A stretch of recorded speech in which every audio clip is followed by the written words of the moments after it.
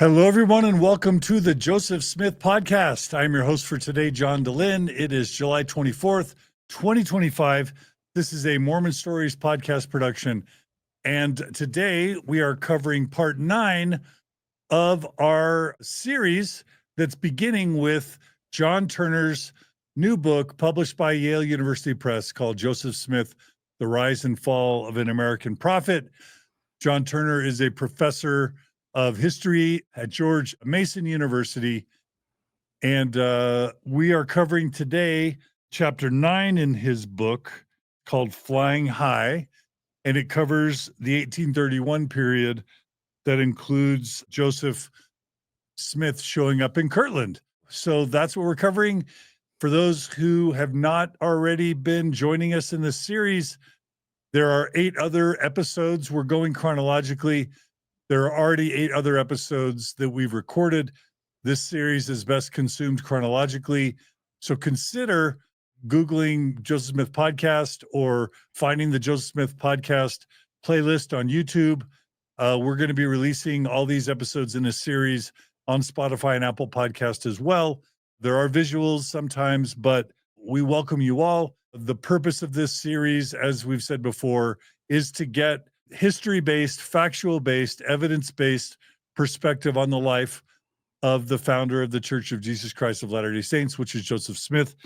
And we picked John Turner to kick off this series, not only because his book is new, but also because he's one of the first historians to write a super credible biography of Joseph Smith that wasn't either a faithful, semi-apologetic, believing Mormon historian, a la Richard Bushman, or an ex-Mormon historian like Von Brody or Dan Vogel. So we're having him call balls and strikes as a I'll say not disinterested, as a purely objective, 100% neutral, I'm smiling tongue-in-cheek, third party. Really quickly, before we jump in, I want to thank everyone who's donated to make this series possible. We have received to date 106 donations to this project for a total of $6,311, which means we're paid up through about 13 episodes, almost 13 episodes.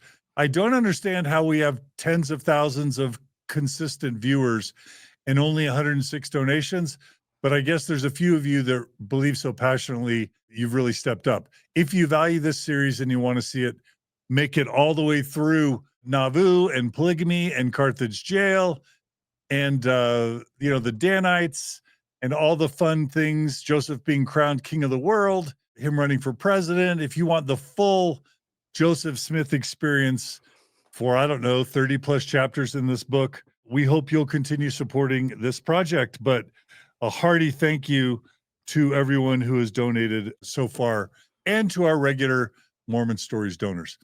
Thank you so much. All right, that's the intro. Thanks for joining us. And now I bring back to you the purely neutral, objective, unbiased, clinically astute historian, John Turner. Hey, John. Thanks, John DeLynn. Great to be back with you. Happy Pioneer Day. I was going to say, did you know it was Pioneer Day? Not being in Utah, it's not the first thought that occurs to me in the morning, but I spent a lot of summers in Utah. So I've historically had some really fun Pioneer Days, and why not have an extra holiday in the summer? It's such a good idea, objectively. So has the state of Virginia adopted Pioneer Day yet, or are they laggards? Yeah, we're laggards. I'm working on it. I have a question. This is going to test your Mormon credibility. Are you ready? Probably not, but go for it. What do ex-Mormons call Pioneer Day? They have an alternative name for it. Do you know what that is? I do not know. What is They it? call it Pie and Beer Day, and they eat pie and drink beer to celebrate the 24th of July. Well, as You've long learned something. I taught you something. I am grateful for it. We have some peach pie at home, so I could do that. Do you drink beer? You don't have to tell us. I do not drink beer. Okay. All right. Well, then we can continue this series. I also want to note that I've got my Cosmo the Cougar BYU hat going on. My friend who will remain nameless gave me this hat. And so I'm representing the Cougars today because, you can be a proud Cougar fan, can't you, John Turner? That's okay, right? You certainly can be. I mean, I wrote a book on the namesake of the university, so I'm all for it. All right. Yeah, you did. You wrote a book on Brigham Young. So we need to get you a Brigham Young University hat. I've got one at home. I Okay. I, Okay. I will wear it on a future episode. Maybe you'll surprise us with Yeah. some BYU swag. All right. Well, for the past several episodes, we've been promising our viewers and listeners that we would incorporate some of their questions and comments. And John Turner and I have been total slackers in this regard, but Julia saved the day, and she has pulled together some comments and questions, mostly from YouTube, but also, John, you've submitted one for today as well. I do want to remind everyone we want to hear your questions, comments, criticisms, compliments, and feedback. So please email, or better yet, just leave them as comments on YouTube, and Julia may incorporate them. But let's go ahead and share a few. Is that all right? You got it. We'll do that, and then we'll go to chapter 9 and cover that today. All right, so here's some comments. So the first comment is from the Saint Elias. Hearing John Turner speak as an outsider about church history is so fresh and interesting. I thought we'd start with the softball. I like that. I don't think that my teenage daughter thinks I'm fresh and interesting. So I am grateful for compliments. And I'll just say I am grateful for the many people who have listened to this and been motivated to leave a comment, whether they love everything, whether they have something critical to say. I think that kind of engagement is just fantastic. It's one of the things I love about Mormon history. Fun. All right, here's the second one. This is from Mormon Auditor on YouTube. I'm really surprised to hear people thought Turner was acting like an apologist. I think he's been incredibly reasonable and careful, the way a historian should be. So do you agree that you're fantastic, John Turner, basically, is the question? I am not going to agree with that on tape, but I'm definitely not an apologist. So I agree that I agree with Mormon Auditor. I agree with Dave. I think that's his name. That I am not an apologist. How about a Christian apologist? Would you even eschew that label as well? I don't think I am a Christian apologist in the sense of the term, being someone who's eager to get into the public arena and defend the faith. That's just not my thing. Not your bailiwick. Yeah, Is that a word? it is a word. Okay. All right, let's go to the next one. R2 Junot writes, great concept for a series and great first episode. Joseph Smith will never not be fascinating. And then this is a little rough, John. You may want to cover your ears. Brilliant grifter, prophet criminal, so American. More, please. That's kind of a hot take from R2 Junot. Yeah, well, my favorite part is more, please. So absolutely. Okay, here's actually a substantive comment. Rebecca Raven writes, hope you cover the impacts of the Erie Canal on the life and education of the young Joseph Smith. I find that whole story fascinating. And I'll say, did you read, there's an entire book on the Erie Canal and Joseph Smith and the gold plates. Do you know about that book? I have to confess, I don't. I haven't read it. It's a great comment. I mean, and so the thing is, the Smith family moves to Palmyra just as the Erie Canal project is starting. A lot of people at the time think it's absurd to attempt it, and it's completed in 1825, which coincidentally is the year that the Smiths lose their farm in Manchester on the Palmyra Manchester line. So honestly, what first occurs to me is that you have what is perhaps a bit of an irony, an unfortunate irony, in that Joseph and his family, they are living in a part of the United States that is really booming in the mid 1820s. All along the Palmyra Canal, Rochester is becoming a bit of a boom town, which isn't too far away. And the Smiths are not prospering. So it's this weird situation where you have this increased prosperity and economic activity, and none of it is benefiting Joseph Smith and his family. That's got to be frustrating, right? I think so. I think it brought their situation into particularly sharp relief. Here it is. I found it. Okay, the book is called Heaven's Ditch. God, I actually read it and I actually enjoyed it. I think it was Tom Kimball, the late Tom Kimball, who recommended it to me. It's called Heaven's Ditch, Gold, God, and Murder on the Erie Canal. And I'll share the tab. Something that's interesting about it is, so it covers the Golden Plates, Joseph Smith.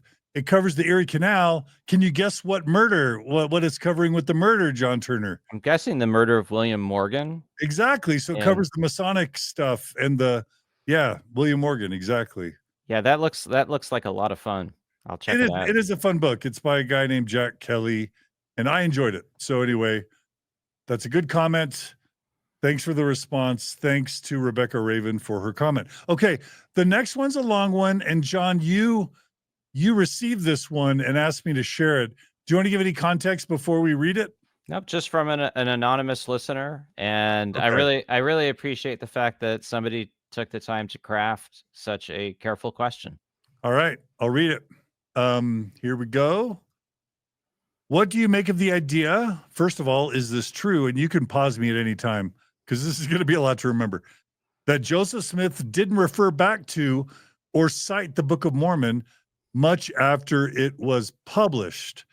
And then just a little more, wasn't this new scripture the reason most early saints joined the movement? Did Joseph just not preach in that manner, e.g., referring to scripture and verse for authority and to create an argument? Or what was his preaching like as contrasted to his revelations? I'm going to pause there, give you a chance to respond to that so far. So I think the premise of the question is at least mostly true. Joseph doesn't refer to the Book of Mormon with any frequency in his sermons or his other, textual productions. You can find a few stray references. There's a reference to the Gadianton robbers in a mid 1830s blessing. Occasionally, you can find Joseph referring to the Nephites or something like that. But no, the premise is correct. Often when Joseph delivers a discourse, I wouldn't say he really preaches on a passage of scripture, but there's often a starting verse or a verse that's a starting point. So, for instance, in his last sermon in mid-June of 1844, which is sometimes called the Sermon in the Grove. His starting point is the Book of Revelation, chapter 1, verse 6, which is a reference to kings and priests unto God. Now, usually for Joseph, it's not an exposition of a scriptural passage. It's a verse that serves as an inspiration or starting point, and then you get a pretty wide-ranging discourse. But he doesn't typically use the Book of Mormon as a source of inspiration for his sermons or public talks. Do you have an idea about why? Do you have a theory or theories about why? I have a couple, but I want to hear yours first. So my first is that he simply wasn't as familiar with the text as he was with the Bible. Now, that might Even though he sound wrote it. Yeah, yeah, that's interesting. Yeah. that might sound counterintuitive, but to to be fair, I've written a few books, which are you could say maybe they're just forgettable, but it's a lot easier for me to recall familiar biblical passages, that I've returned to repeatedly in my life than it is for me to remember the in any way detailed comments of contents of something that I've written. So I can kind of understand that. It does also then, raise the question if the Book of Mormon is the keystone of the religion and it restores plain and precious truths to the Bible. Why wasn't Joseph motivated to spend time becoming more familiar with the contents that he had dictated. And there are definitely passages that could have served as a fruitful starting point for sermons and even for some of Joseph's later doctrines, but he didn't. I don't think we necessarily know precisely why. Uh, I think he did have this lifelong engagement with and curiosity about the Bible that the Book of Mormon simply doesn't displace. Love it. Can I share a couple theories that I'm kind of writing down on a yellow sticky as I think about them? You got it. So, okay, so one is like if you just look at the way his theology evolves from like submitting the printer's manuscript or whatever it's called to the Grandin Press to then like meeting Sidney Rigdon and then Sidney Rigdon's influence on the types of things that Joseph's going to be doing in early Kirtland. Just that you can see Joseph Smith's own personal theology evolving. So on the one hand, the Book of Mormon, Mormons know it as containing the fullness of the gospel, which I think we were just trained to just accept hook, line, and sinker as just face value true. But then you realize, wait, it doesn't have 3 degrees of glory. It doesn't have baptism for the dead. It doesn't have the endowment. It doesn't have, theosis and humans becoming gods. Like it doesn't have the Melchizedek priesthood. Like there's so much of the distinctive Mormon. It doesn't even have like God and Jesus being separate beings. So like there's so much that the Book of Mormon doesn't have. So I can see Joseph not wanting to be constrained by it. I can see Joseph cringing and saying, whoa, I wrote that, and now I believe something totally different. And I could also see him not wanting to remind people that the claim was it had the fullness of the gospel, when clearly he's riffing as he goes from 1830 to 1844. So that's a first theory. Do you think there's any credibility to that, John Turner? I think there is. I'd also maybe push it in a slightly different direction. So the Book of Mormon, I would take as a snapshot of uh, Joseph's thought and theology in 1829. And as you say, a lot of Joseph's theology continues to develop and go in new directions over the next 15 years. Now, the thing is, that doesn't interfere with his ability to use the Bible as a site of ongoing theological reflection. I've never thought about this in depth, but I wonder if simply functionally the Bible worked or works better for that purpose than the Book of Mormon. Perhaps it was just a richer source for that, ongoing theological reflection. I don't know. That's a good thought. Yeah. I just could see him, innovating and then saying, wait, having people go, but wait, you wrote in the Book of Mormon, the Book of Mormon says this, but now you're saying that. And I could see him saying, well, it's like the Mormon church has evolved to say the words of a living prophet trump the words of a dead prophet. Like that's probably a good policy, right? Like it allows you flexibility. But the Book of Mormon, with the positions it takes, I could see it as Joseph feeling locked down and constrained by that.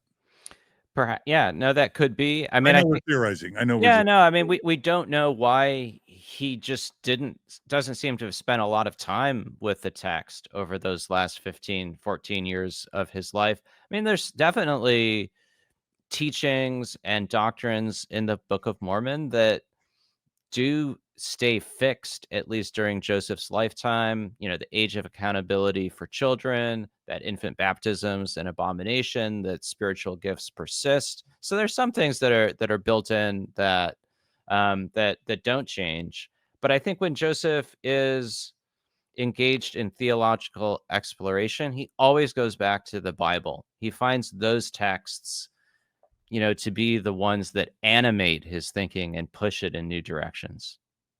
the only other theories I had was that the Book of Mormon is associated with the treasure digging, the seer stone in the hat.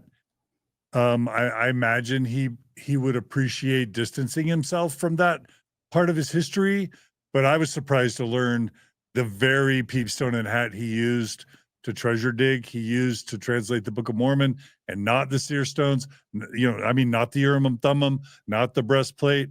So, like, I imagine if those questions about not just his method of translation, but also of like, did the witnesses literally see the plates or see it with their spiritual eyes? If those questions not only continue into the late 1800s, but literally persist until today, I can imagine him not wanting to be constantly asked those questions, right? Yeah, I mean, at the same time, it's not like the Book of Mormon becomes unimportant to the church. I mean, they bring out additional editions of it during Joseph's lifetime. It's still a very important missionary tool. So it's not as if he's backing away from it. Um, but and therefore it still invites scrutiny. And it is a bit of a mystery why he doesn't engage with its contents in at least an intensive way going forward. Yeah. All right. Well, that was a good question. Let's see. There's more to it.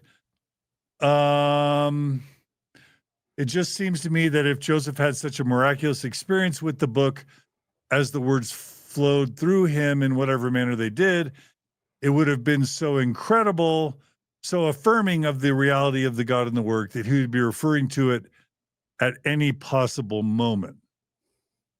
Um, then they go on to write, if Joseph had personally crafted the book, spinning the ancient divine origin story and developing the narrative in all the language through its own research and skill, continued the ruse to get it published and sent missionaries out to preach it, it seems like Joseph would have been even more committed to it.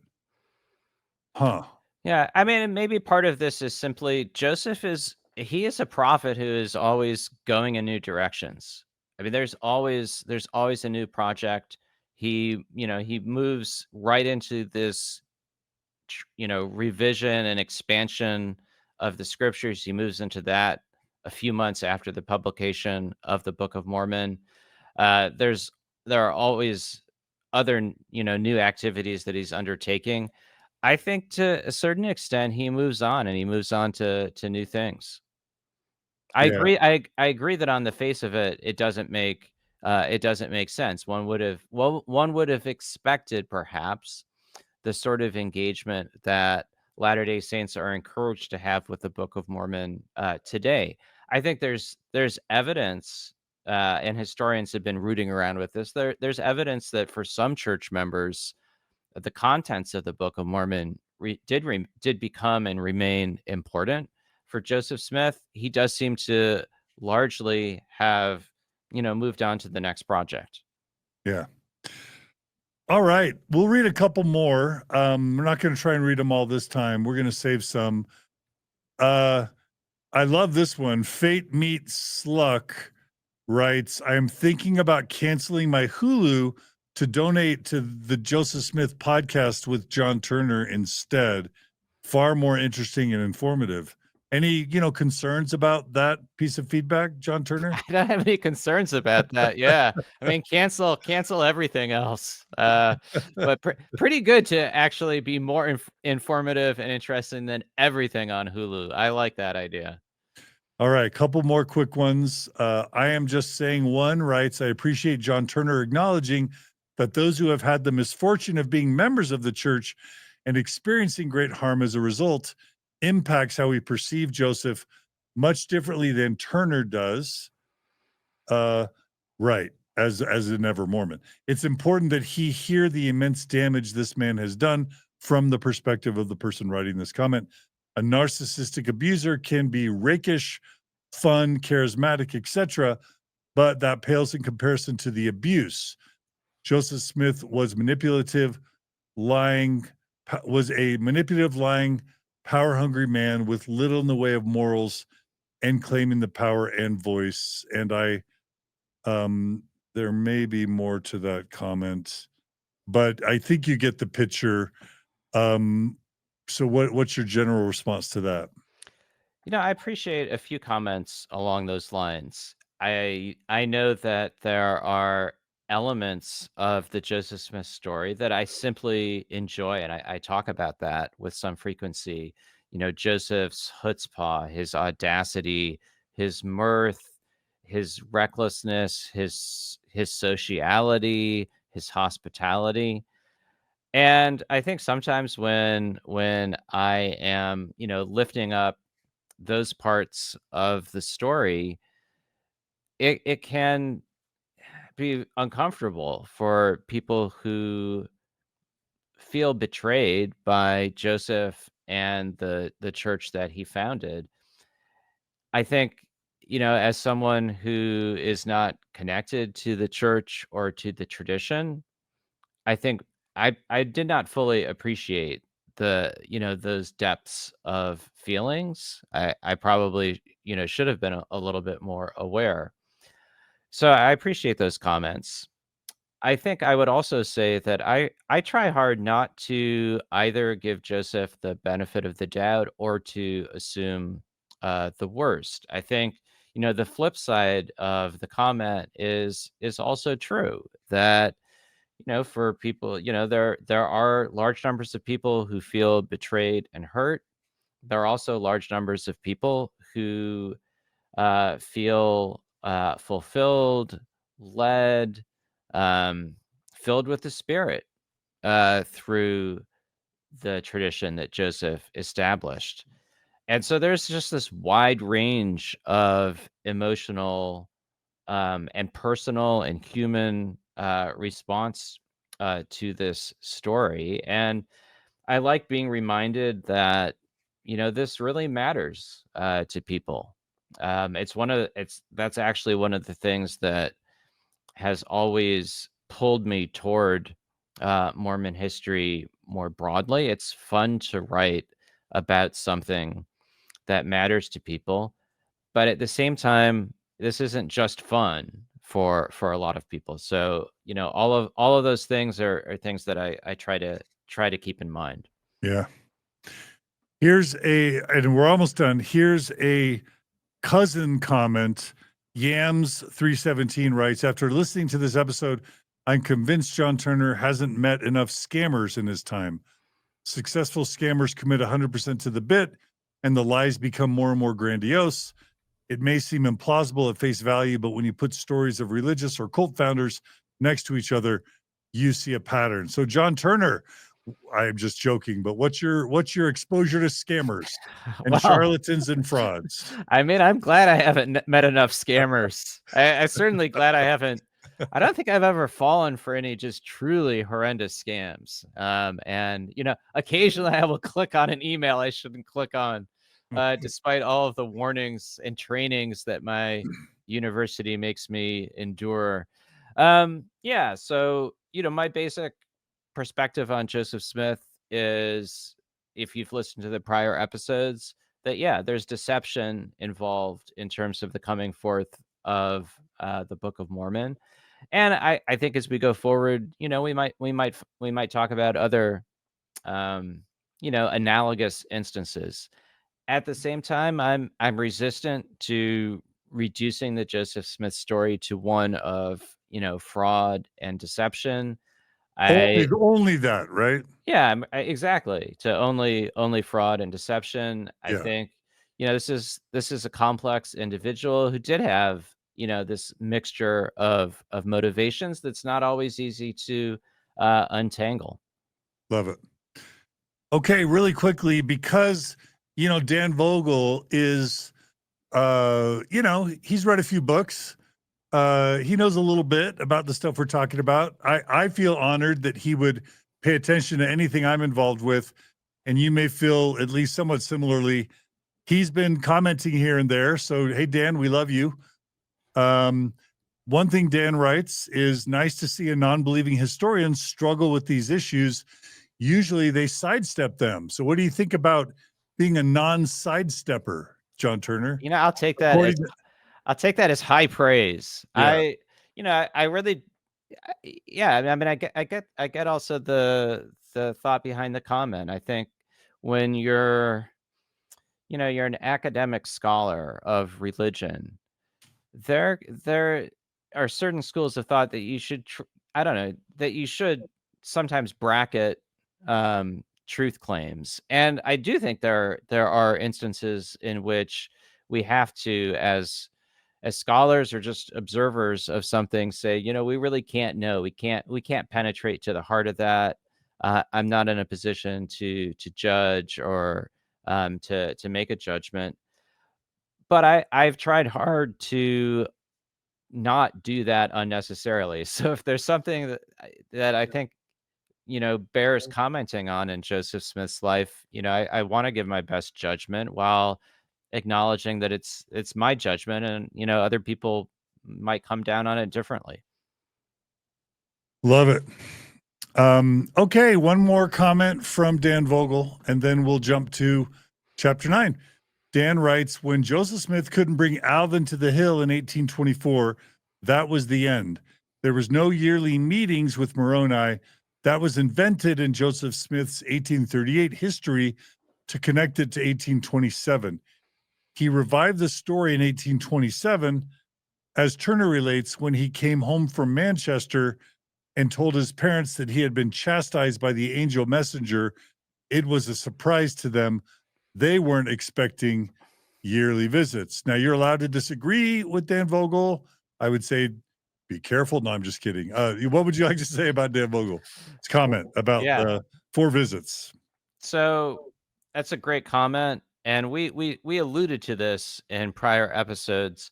One thing that struck me about Joseph's life in the mid 1820s is the story of the plates wasn't central to it.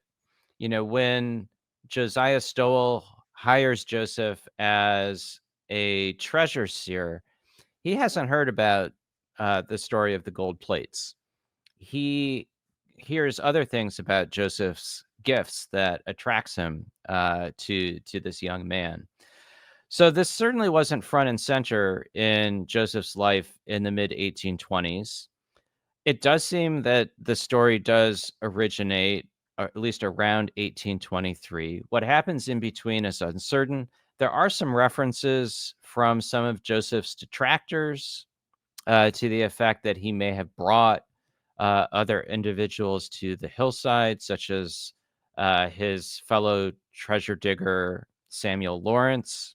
So I'm not totally ruling out either annual or at least irregular visits to the hillside, but it very much is a new direction for Joseph in the late summer, early fall of 1827, when at the very least the story of the plates reemerges and becomes his central focus going forward. All right. Well, great. Well, well, thanks to everyone who's written those comments. And thanks, John Turner, for being willing to respond to them. Thanks to Julia for collecting them. We'll have Julia do this before each episode, and maybe we had a bit of a backlog, so today was maybe a little longer than we'll do future sessions, possibly. But keep those questions and comments coming, everybody, and we'll include them. And especially you, Dan Vogel. We expect at least 2 comments each episode. Just kidding. I'm sure you have a day job. Okay.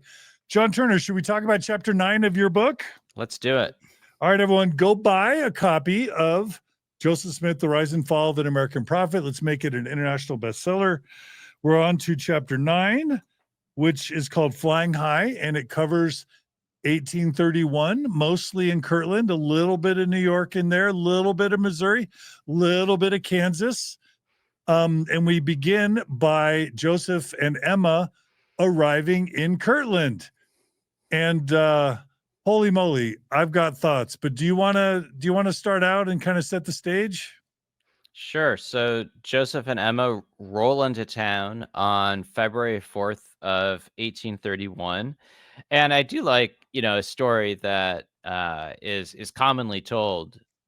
Joseph was someone who he clearly knew how to make an entrance. He essentially he rolls into Kirtland, and their wagon stops by Newell K. Whitney's store, and Joseph just bounds inside, looks at N.K. Whitney, extends his hand and says, I'm Joseph the prophet. You've prayed me here. Now, what do you want of me? And the preface to that story is the Whitneys. They had been Campbellite Christians, people who'd been interested in the restoration of the New Testament church. They had then become attracted to Joseph Smith and the Church of Christ through all of the missionary activity in and around Kirtland. And apparently they had prayed to know how they might obtain the Holy Ghost. And the answer they got from the Lord was that they should prepare to receive the word of the Lord, for it is coming. And then Joseph shows up as the answer to that prayer. You know, this is an important encounter for Joseph. The Whitneys are maybe 10 years older than he and Emma. N.K. Whitney's a pretty successful, prosperous merchant, and Joseph's new in town. He's going to end up needing somewhere to stay, and the Whitneys become very important supporters going forward. Yeah, I was struck by that hubris. A little bit later, he receives a revelation, basically where he says he has Jesus basically saying, "I will be your ruler." But clearly, Joseph isn't cool with other people knowing or deciding what Jesus is saying. So, in effect, him receiving a revelation that Jesus is saying, "I will be your ruler," to me, I don't know if it's associative or commutative property, but it's kind of like Joseph saying, "I will be your ruler." Like that combined with "I am Joseph the prophet," that's a level of hubris that feels kind of new in his developing saga. Is that did he have that before, or was this kind of, is he like, "Man, I'm really going to step up my game here"? You know what I mean? So we in the last episode we talked about that challenge from Hiram Page and Oliver Cowdery, which leads to a revelation that no one else is appointed to receive commandments and revelations for the church except Joseph. I'm paraphrasing. So that same basic point has been there, but what I think is actually either brash, impressive, hubristic, whatever, is Joseph shows up in a new place on February 4th. And the next day, he begins governing by revelation. And there are a large number of new members of the Church of Christ here. It's grown really, by comparison, spectacularly in northeastern Ohio. There'd only been, I don't know, 60 people at a church conference the previous fall. Now there are hundreds of local converts. These are people that Joseph has never met. Things are a bit unruly, a little bit uncertain. And Joseph he just shows up and he begins, dictating a series of revelations, really the deliverance of law for the church in northeastern Ohio. And I agree, it is quite something. You know, I, going to my next bullet point, Joseph needs a place to stay, needs a bedroom. Tell us how he finds a bedroom. And then I have got a question. Sure. So he's, I think on a temporary basis, he and the family, Emma, um, stay with the Whitneys. And, but, that's not going to be the long term plan. So part of Joseph's first revelation in Kirtland, just the day after his arrival, is that Joseph should have a house built in which to live and translate. Uh, That's a reference to the translation of the scriptures, the Bible expansion and correction project. Also in that same revelation is that Sidney Rigdon should get a comfortable room. I have to say that's the part that actually does make me chuckle a little bit. Joseph could have dictated a revelation that both he and the Rigdons should have houses built for themselves, but there is a hierarchy here, and so house for Joseph, room for the Rigdons. Yeah. So this was my initial comment, and this in question, and this actually is going to reappear in just a few bullets. But I run a nonprofit, and nonprofits depend on the donations of people. And I can just tell you, I've never been comfortable raising money. I've held a few fundraisers in the past 20 years. I hated every minute of it. I haven't done it in years, probably 7, 8 years. I haven't held a fundraiser.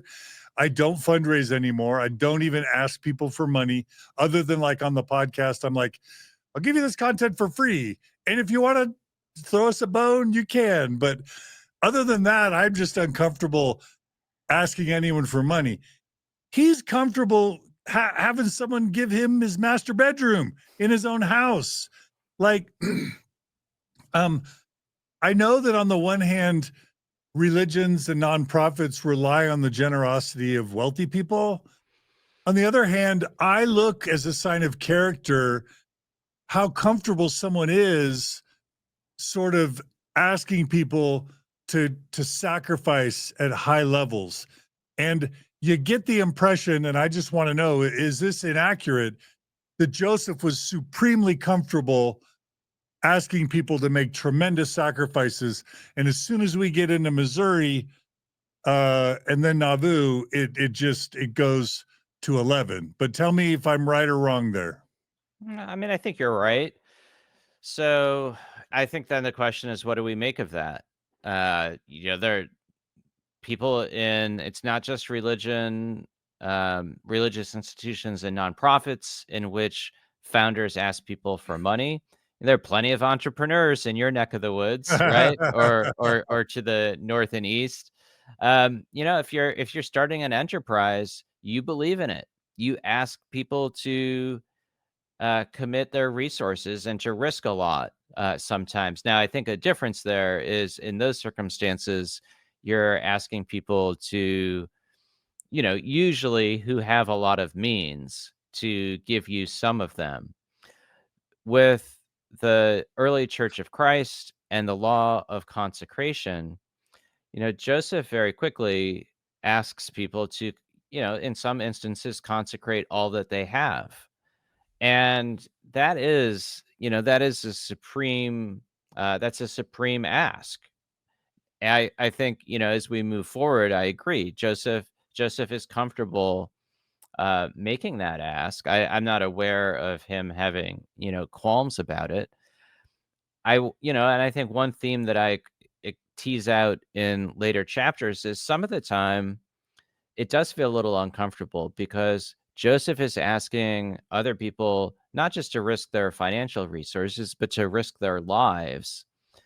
At the same time, there are circumstances in which Joseph is also willing to risk everything. So one could simply say that, he believes in the truth of what he's doing and is therefore comfortable making those requests. There are also some instances in which members become disgruntled because maybe Joseph in certain instances isn't sacrificing the way that they are, or and we'll talk about this later in the Kirtland period, people do invest a lot financially or give a lot financially, and um, they sometimes encounter financial ruin, and that that in some instances that's tragic for individuals. Yeah. Yeah, that's fair. And you're right. Politicians and entrepreneurs absolutely are also fundraisers. It's not just religion and nonprofits. It's all sorts of things. If I told you my sex, money, and power hot take as it relates to religious founders? Have I already mentioned that on the podcast? I don't think exactly, not explicitly. I'll So, share it with you really quick. So this is just an aside, but I think it's actually relevant. So, a lot of people, so let me bracket. I'm never okay. Obviously things like abuse of children, non-consensual, sexual assault, fraud, none of that's ever okay. So please don't misunderstand what I'm about to say. But here's what I will say. I once I lost, once the church wasn't going to work out for me and I was seeing it not work out for a lot of people. Long story short is I spent many, many years trying to create secular community for ex-religious people. And I found it to be impossible, difficult, tedious, thankless, excruciating, so much conflict, so many crazy people and difficult situations. And Thrive still exists, this community that we put together. There's a little bit of this Oasis stuff that is still around that I helped start, but in no way has secular community blossomed in any way like I thought it would in 20 plus years of doing it. And what I realized is it's so incredibly hard to create community just because you're dealing with people, and oftentimes you're dealing with traumatized people. um, it's such a thankless and almost impossible job. And it almost made me think a lot of times when people want to reduce, the motives of a cult leader or a church leader, they'll say it's all about sex, money, and power. And the thought I had, which is kind of a hot take, which I only think in my most cynical moments, is that creating community is so hard that why else would anyone do it but not to get sex, money, and power? Because the rest of it is so incredibly impossible and difficult and painful and thankless and tedious. Like, good for them. At least they can get something out of it. And if they get a little bit of sex, money, and power out of it, like I almost say, religion seems to be so valuable for so many people. Maybe they deserve it. Now it's probably a terrible, that's why I call it a hot take. But anyway, yeah. you don't even have to respond, but I I thought mean, I'd share that. I don't have any particular, wisdom or even humor in response. One of the statements I make in the introduction to the book is that I wouldn't trust Joseph with my money, my wife, or my daughter. And that seems pretty harsh. I follow in the next paragraph with some things that I do find admirable about Joseph. In terms of the money, I don't first and foremost see Joseph as a scoundrel and swindler in terms of money, or as a grifter per se, like as in someone who's pursuing these activities simply to accumulate wealth. I say that in part because he's not that successful at becoming prosperous, at least until the Nauvoo period. I think Joseph. I say that in part because Joseph wasn't good with money. He took on all sorts of risky debt. He took on more debt than he could manage for a variety of reasons. Yeah, I mean, I'm with you, John, in that I feel discomfort asking people for money, even if it's for some cause that I strongly believe in. Joseph had a comfort with that.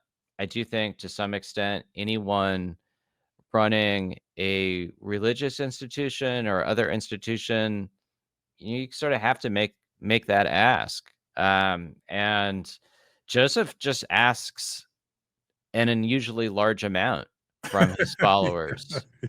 And, so that's a big difference. We've talked about Martin Harris before. He certainly doesn't think he was swindled, but Martin Harris is not the only one who gives up a lot of prosperity.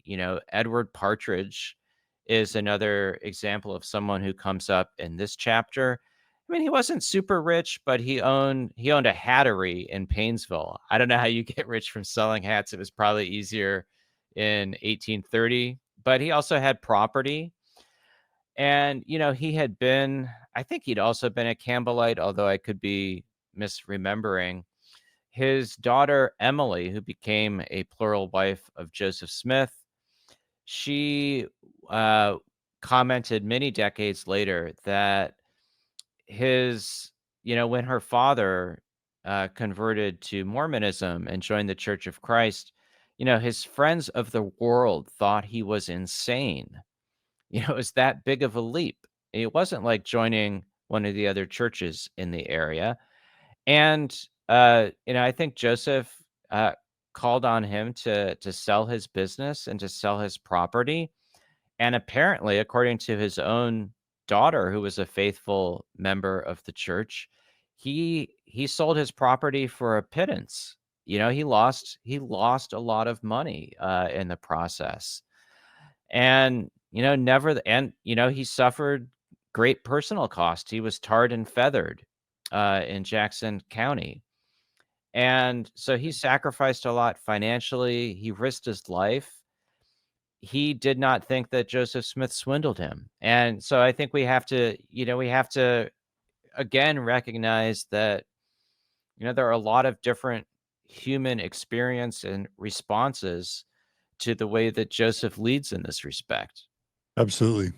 Can we at least agree for sure that neither of us would want the job of being a prophet of a Christian emerging Christian sect in the 1830s and 40s?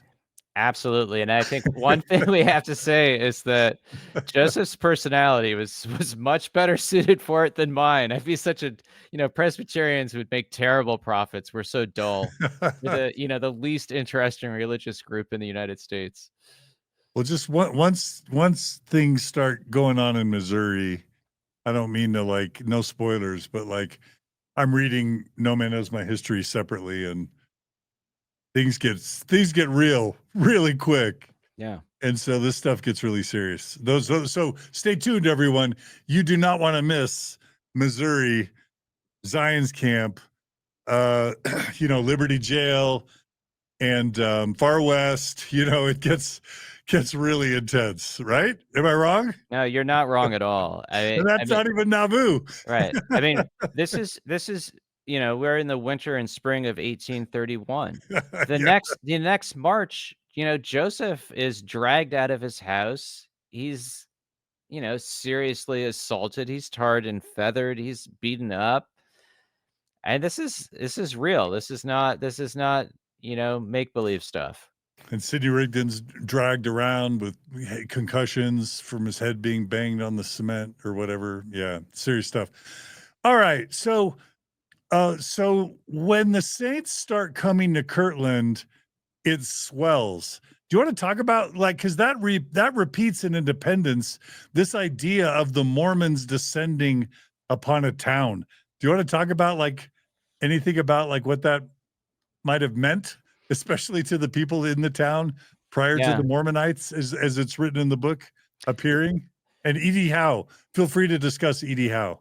So, it's actually a bit of a unique situation in the history of the church, because in Missouri and then in Illinois, you have large numbers of church members moving in. You have some of that in Kirtland and surrounding areas, that, you have dozens of people moving from different locations in New York State. But what's sort of singular about this, which also creates local tension, is you have a high percentage of people in and around Kirtland who convert. They are people, in some cases, who'd been followers of Sidney Rigdon, or they'd been Campbellites or Methodists. And very quickly, I think numbers are a little bit dicey, but perhaps a third of the residents of Kirtland join this new movement. And the same thing happens in some neighboring areas. And so the one thing that stokes tension is you might have a Baptist or a Methodist church in the area, and a large percentage of its members might you know sort of switch sides. They go over to this new movement, and that's one of the things that's in the air in Kirtland in the early 1830s. Is you just have a lot of people attracted to this new movement. You do have some other new people moving in, but this is really the epicenter of this new movement. Yeah, it sure is. What do you want to tell us about, E.D. Howe and his opposition that begins right around this time?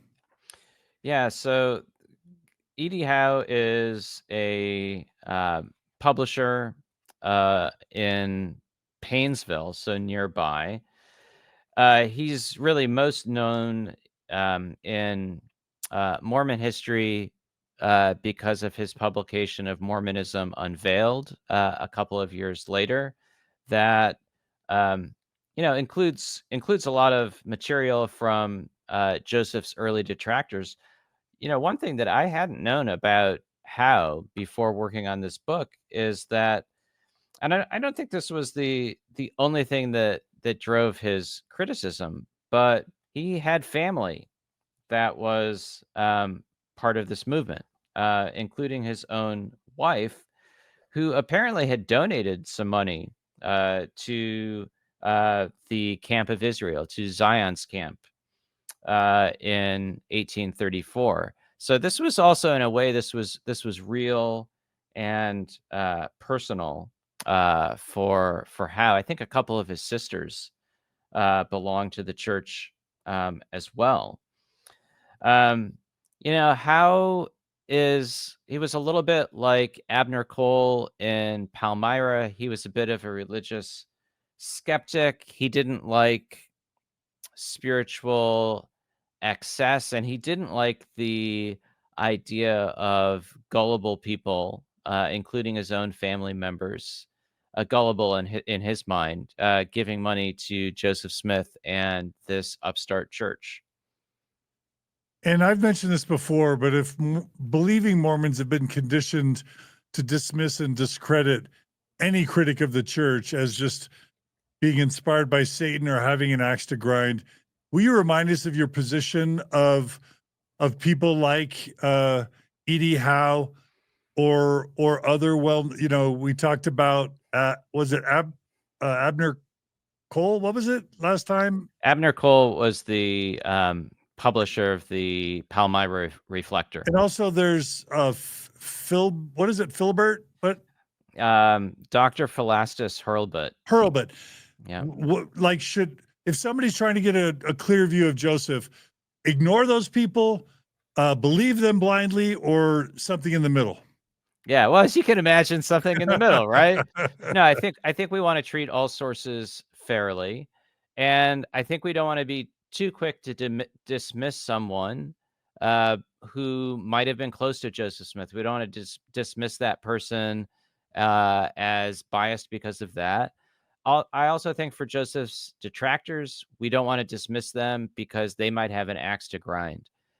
Sometimes people have an axe to grind or an axe to sharpen, and let's just take a look at what they say and try to assess it and see if it lines up with other evidence. Howe, I don't think is someone who had a lot of personal contact with Joseph Smith.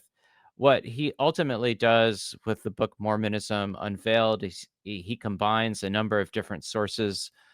Some of those include letters from a disaffected former church member named Ezra Booth, who had spent some time in the company of Joseph Smith.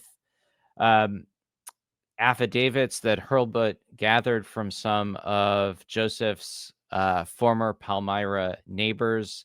So these include the testimonies of people like Isaac Hale that we've discussed previously, and then some of Howe's own commentary. All right. So we'll be following them all along. Let's turn to this topic that comes up a few times in this chapter and that seems to come up a lot during Kirtland. You refer to it in the book as outlandish spirituality. We could call it gifts of the Spirit. We could call it Pentecostalism as a nod to our dear friend Chris Thomas. You could even refer to the Articles of Faith where it says we believe in the gift of tongues, prophecy, revelation, visions, healing, and the interpretations of tongues, etc. And what I'm curious about is this idea of playing engine or talking engine. So tell us about, charismatic sort of manifestations of the Spirit in Kirtland and how it manifests in 1831. Yeah, so Kirtland is really a spiritual hothouse, and I'm not saying that pejoratively, but um, there's the practice of what I would maybe call ecstatic spiritual gifts. It's pretty widespread. I imagine this was true of a lot of individuals before they joined the Church of Christ, but people there. I think there is speaking in tongues in Kirtland. There are reports of exorcisms, healings, revelations, and then you referred to, and I don't know if I would necessarily put this in the spiritual gift category, but you have some people, these elaborate performances of what really actually seem to be allusions to the Book of Mormon. Um, there's this one recollection of John Whitmer that some would slide or scoot on the floor with the rapidity of a serpent, which they termed sailing in the boat to the Lamanites. There are all sorts of these. Wait, Yeah, sailing in the boat to the Lamanites. I don't exactly know what that What? really meant. Um, What does talking engine mean so as a spiritual manifestation? Yeah. So essentially, when some church members would speak in tongues, one of the common ideas, at least in the early 1830s, was that speaking in tongues meant speaking native languages. And I think that was in part because of the expectation that church members would be able to speak in actual tongues to Native Americans in their own languages. So something that would be an aid to missionary work. And if people were simply speaking in tongues, also as a sign of godly power. Okay. And I guess that might not play well today in today's society, but back then, uh, I can see how that would be common. Well, And I mean, they mentioned scalping. So, like mimicking scalping as a form of spiritual manifestation, that took yeah. a dark turn for me. Yeah. So maybe there's two slightly different things here. There's the idea of speaking in spiritual tongues, meaning speaking actual human languages, whether that's to Native Americans, or in some cases, early Latter day Saints believed that they would also be able to do that if they went to Asia or Europe as missionaries. Later on, I think most Latter day Saints came to think of speaking in tongues simply as speaking spiritual languages or spiritual utterances that other people could interpret. But there was that early belief that was more focused on Native American languages. And then, secondly, people simply seem to have had fun, acting in their minds like American Indians. And yes, of course, that would that was not it was not unusual super unusual for white Americans to engage in that sort of thing for fun. And part of it is making fun of Native Americans in ways that most of us today would find offensive. Hopefully. um, Later in the chapter, you as you mentioned already, you talk about demonic possessions in Kirtland, exorcisms in Kirtland, healings and miracles. To what extent did Joseph Smith himself become involved in demonic possessions, exorcisms, healings, and miracles? So, to step back a little bit more broadly, this is actually kind of a tricky situation for Joseph. On the one hand, Joseph and the Book of Mormon and the church, they teach in the persistence of the spiritual gifts that are described in the New Testament. So, speaking in tongues, casting out demons, miraculous healings, prophesying, the whole shebang. And so, Joseph he doesn't want to quench the spirit. On the other hand, Joseph doesn't want spiritual chaos in Kirtland. He doesn't want everything simply to be out of control. So, number one, he doesn't want uh, revelatory competitors. There are a number of individuals in Kirtland, men and women, who claim the gift of revelation, especially if they are bringing forth revelations that might try to guide the church or compete with Joseph's own authority. He wants to put an end to that, as he previously did with Hiram Page. I think Joseph also is a little bit uncomfortable with some of the more extreme physical manifestations of the spirit, of people collapsing or falling or hanging from the ceiling. That it's a source of potential embarrassment to the movement. The same is true of Protestant revivalism during this time period, more generally. At the same time, as I said, Joseph doesn't want to quench the spirit. So, he there's this significant instance in which he heals the arm of a woman in Kirtland, and her family become among his most stalwart supporters.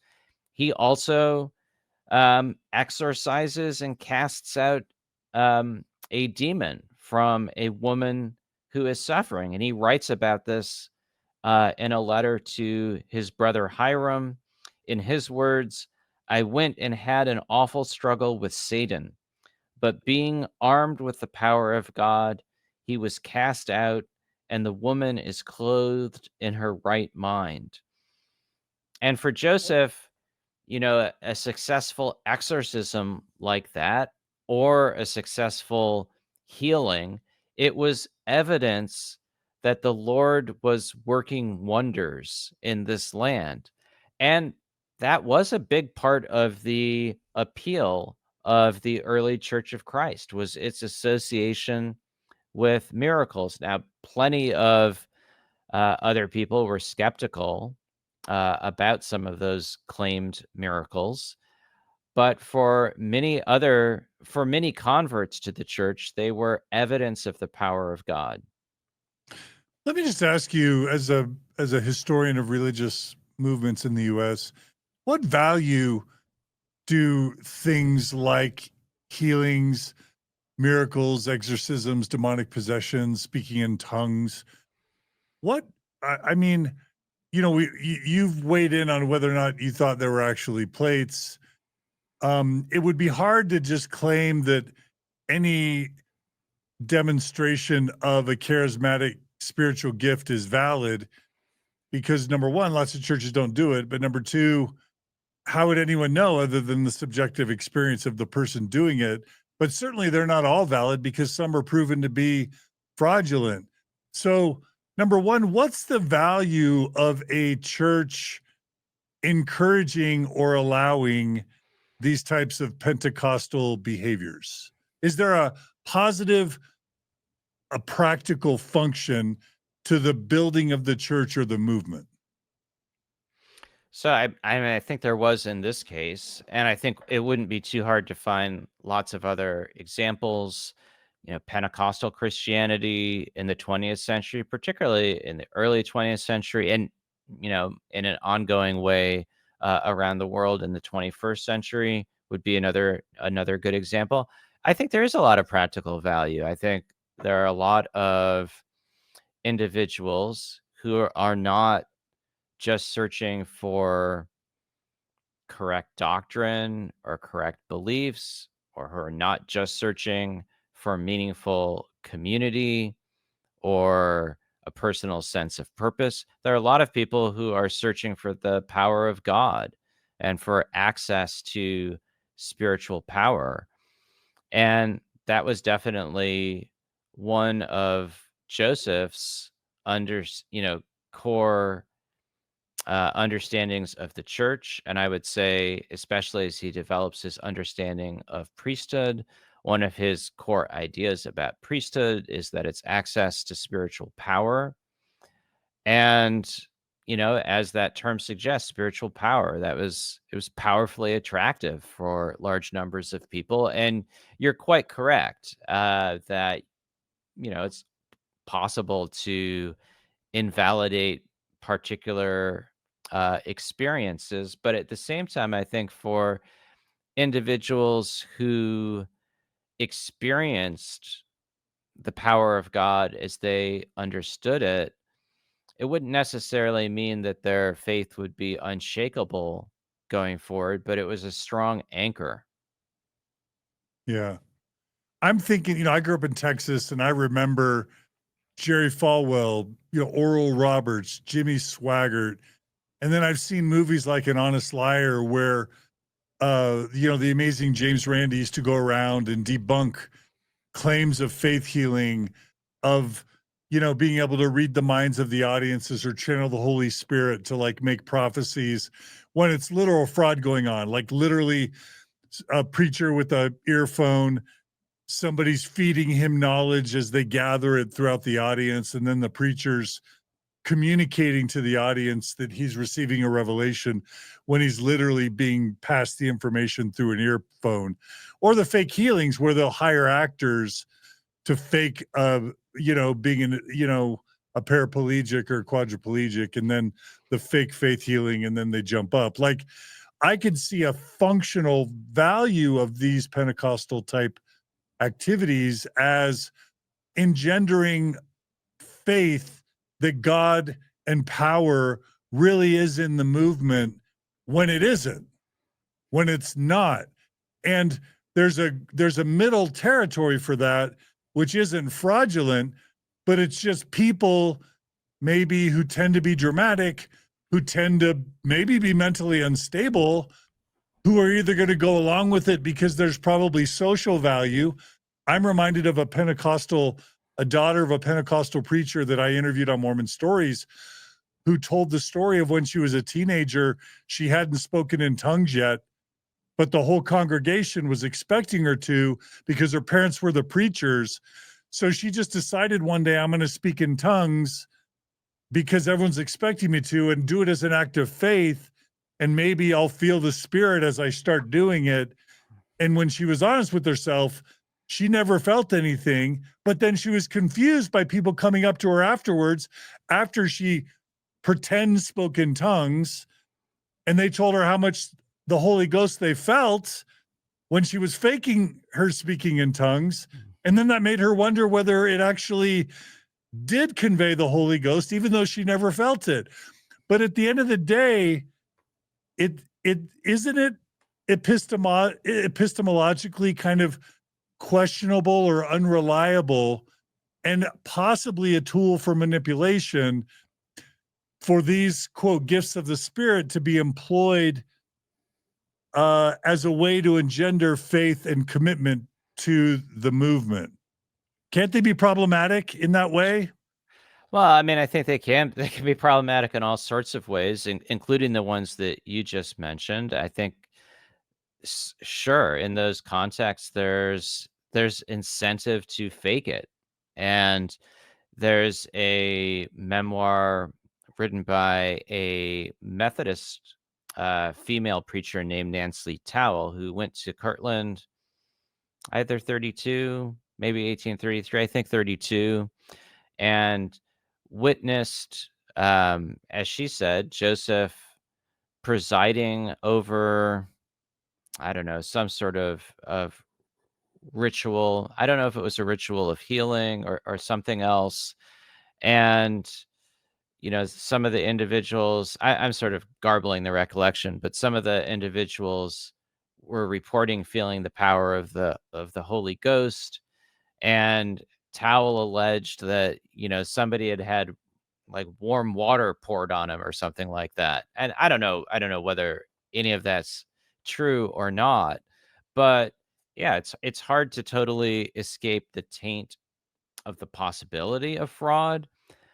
I think at the same time, a lot of people, people do have genuine religious experiences. I don't think everybody who speaks in tongues is not faking it. And there are naturalistic studies of the phenomenon of people speaking in tongues. It does seem to be a, communal spiritual experience that large numbers of people can have. I've never had it. Again, I'm Presbyterian. We're a really uncharismatic, uninteresting religious movement. But I don't want to say that other people aren't having those experiences. And as many people who might have faked healings, other people have genuinely experienced that. And I don't think the fact that um, they might have genuinely experienced it, that's not evidence for a particular religious movement being true in some, transcendent sense. It's just that I do think that religious experience, however we want to define it, spiritual experience, it is a human phenomenon. And I don't think we can. Um, I don't think instances of fraud or faking it mean that everybody is. Right. Yeah. And I think I heard you say it's easily corruptible or manipulable. Is that a word? Yeah, well, and I think it's also something that is sometimes manufactured, and there would be motivation to do so. And I'm not really saying this particularly about the early Mormon context, but if you are presiding over revivals in which large numbers of people are having physical manifestations of the Spirit, that becomes an expectation. You want to bring it about. Um, so yeah, there are all sorts of human motives that come into play um, in religious gatherings and settings. All right. Thanks for talking about that. It's a theme that comes up a lot in this chapter. All right. So Joseph continues to receive challenges to his authority. You mentioned, is it Heman or Heman Bassett? Yeah, I'm not sure on the pronunciation. Heman, Heman. Sometimes you see Herman, but in most sources it's without the R. And there's Black Pete. There's Laura or Louisa Hubble. Hmm. Several continued challenges to Joseph's monopoly on channeling revelation. Anything worth mentioning there about those particular characters? Yeah. So Peter, whom members of the church probably simply called Black Pete, he's a bit of an exception to this story. He's an older man. He's maybe 55 years old, a little bit older by the time Joseph moves to Kirtland. A lot of the other individuals, Joseph's only 25 when he shows up in Kirtland. Uh, you know, Heman Bassett, I think, is 16 or 17 years old. There's a lot of, youthful energy and hijinks also in this movement. So Heman Bassett, he really seems to have been just kind of a pain for Joseph Smith in 1831. I He, thought the fact that he was 16 years old was interesting. yeah, it is. And you know, it's a young movement in a lot of ways. He claims to have revelations from an angel. He also is part of a community that is holding property in common. And there's this story about um, him taking the pocket watch of another church member and saying, well, we're all part of a family. And then, he has some of those really, wild um, experience, physical manifestations of the Spirit. And Joseph, at one point, I don't know if it's in a revelation or Joseph's just talking. I can just see him pointing at Heman Bassett and saying, "You sit still." The devil wants to sift you. Sit still, knock it off.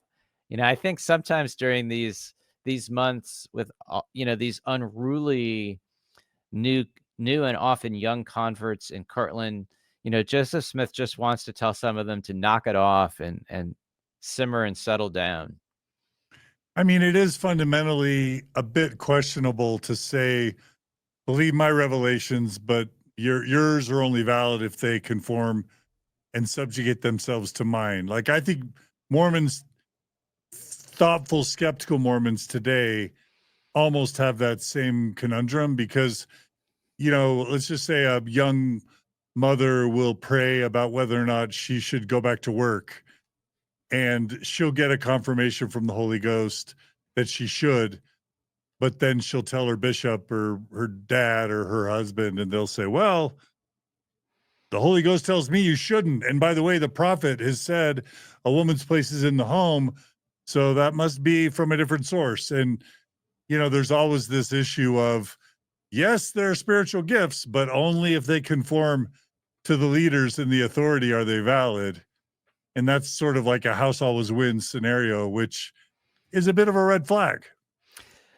Well, again, I'd say that as far as Joseph and at least many of his followers were concerned, this is a feature, not a bug. I mean, Yeah. it's a necessary and distinctive part of this movement that you have a prophet, seer, and revelator who dictates messages in the words of Jesus Christ that are meant to be authoritative.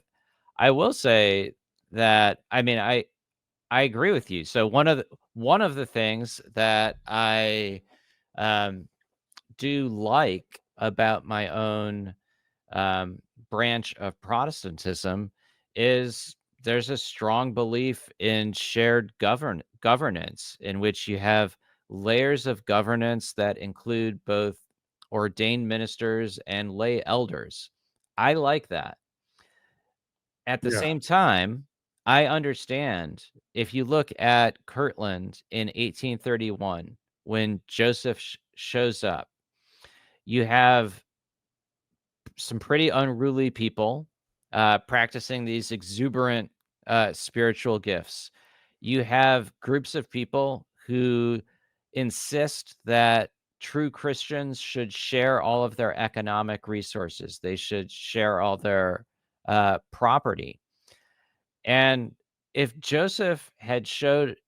he had shown up and had not immediately sought to bridle, it's a strong word, but to bridle this potential chaos, it would have been out of control. And so from, the perspective of, let's look at this organizationally. It was necessary to impose some authority and hierarchy. My own Protestant sensibilities would definitely bristle against that, but I can also understand why functionally that might have been necessary. Yeah. Absolutely. Um, it's just one of those classic conundrums. Well, let's talk about that. You mentioned a lot of, have we talked about United Order in previous episodes? Do you want to set that up really quick? Sure. So part of Joseph's early Kirtland revelations, um, one part of that is as it becomes known, the Law of Consecration. And again, this is pretty blunt. This is still just a few days after Joseph arrives in Kirtland. Um, in response, apparently, to questions from church members, Joseph dictates answers from Jesus Christ. One of those is, "Thou shalt consecrate all thy properties unto me with a covenant indeed which cannot be broken." And the idea was that Edward Partridge, who's appointed bishop for the church at this time, is he would allocate back to church members what they needed for, their family needs. And then the church would retain the residue, the surplus, if you will, and use those funds to assist the poor and for the purchase of land. That revelation came with a warning. You're not getting your property back if you apostatize. This is a deed which cannot be broken. So again, this is a huge demand. Now, one thing that's interesting to me is that throughout the entire history of the church, and this is really only attempted in the 19th century, this is really hard for church leaders to implement because most church members are not desirous or willing to deed their property to the church.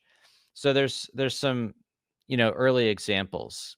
There's an early convert, Lehman Copley, who's prosperous, who owns a farm. A number of church members from New York settle on the farm. And then Copley quickly becomes disaffected from the church, basically kicks everybody off. Now, he hadn't deeded over his property. So he's essentially consecrated it without a legal deed. But you find instances like that. There's bitterness on everybody's part. You can find some other instances. Frederick Williams, who's a significant supporter in the 1830s, he consecrates a property to Joseph, well, really to the church in 1831. He then sells it by deed in 1834. So there's a lot of individuals who consecrate some property, or land or otherwise. It's not so common for individuals to actually deed their land to the church. Yeah. And I have to say, this was a little bit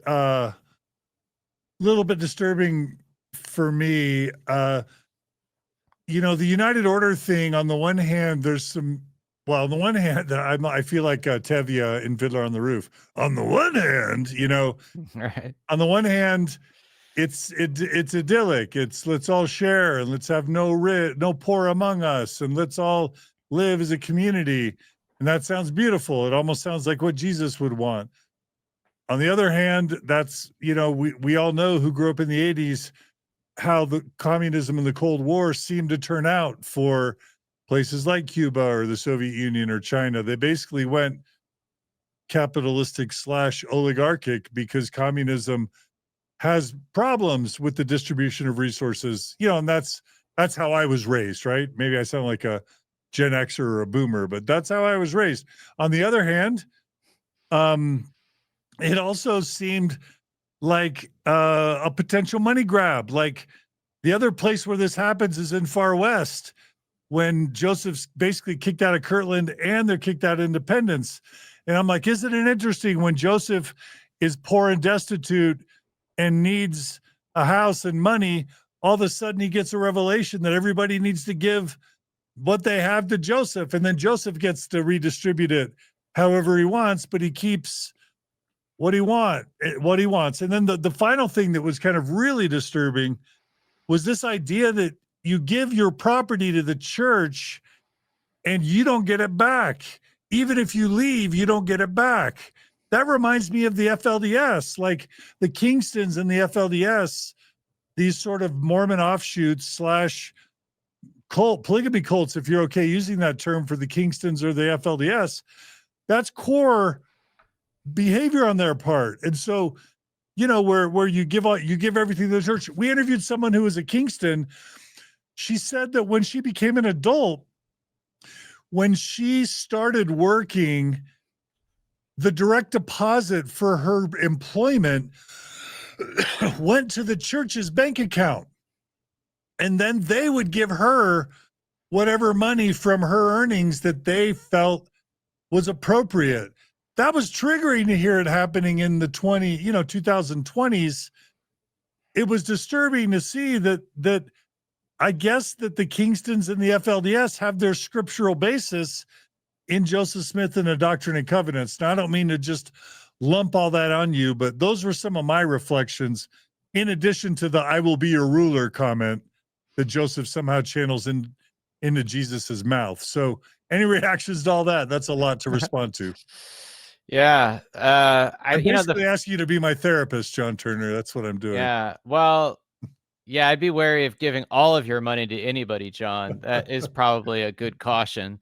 The first thing I'd say is that in a way, what Joseph dictates in that law of consecration is meant to be a step away from a more communitarian system. So there are early members of the Church of Christ in and around Kirtland, people like Isaac Morley, who are forming these, family style arrangements of people having everything in common. And your observation is correct that this usually it's very difficult to live that out because it's easy for um, people to freeload or to be idle and live off of others. So part of what Joseph's revelation is saying is we're not going to do that. We're not going to, for the church as a whole, we're not going to try to simply hold everything in common and live together. It's just going to be a church of families, not like one big family. So I think that's significant.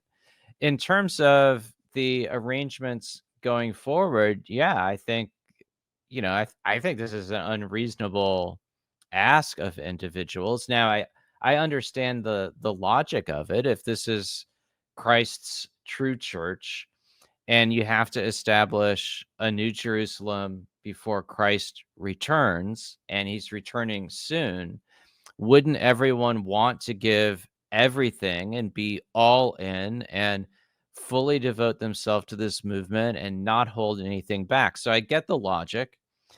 For a number of reasons, this doesn't really work out. I think most church members, no matter how committed they are, they're hesitant to consecrate all of their property. When Brigham Young revives the idea in the 1870s, he encounters the same problem. You can find a few communities in which a significant percentage of people consecrate their property, but most people just refuse to do so.